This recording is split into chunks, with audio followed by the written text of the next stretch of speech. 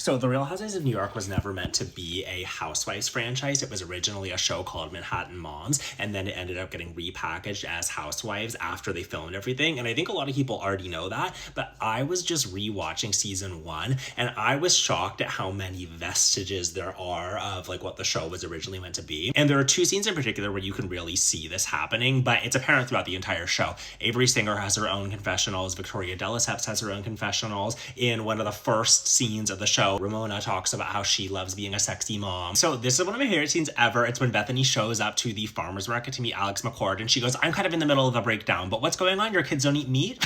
And the breakdown that she's having, by the way, is because right before they filmed this, she says that she, like, spur of the moment, didn't mean for this to happen, ended up breaking things off with Jason 1. That doesn't stick. They end up getting back together, which is actually really painful to watch. But I guarantee you that the point of this scene originally, like what it said on the call sheet, was Bethany meets Alex to talk about healthy cooking for kids. Because it was meant to be a show about moms. Bethany did not have any kids, so they said, okay, Bethany's a healthy chef. Let's have her and Alex meet at the farmer's market and figure out how to make recipes that Alex's kids will like, because I guess they won't eat meat. But then the actual reality of the moment, which is Bethany grappling with the fact that like her relationship is falling apart before her eyes, ends up becoming more interesting than what was originally planned. And that's probably one of the reasons that it ended up being packaged as Real Housewives of New York. And the other time you really see it is in this final scene, which is, by the way, only the second time in the entire series where all the housewives are together. Other than that, it was way more about like their individual storylines. It wasn't as much about them as a group. But in this scene, they're taking a group photo right before the like final montage rolls about like what all the housewives are up to now.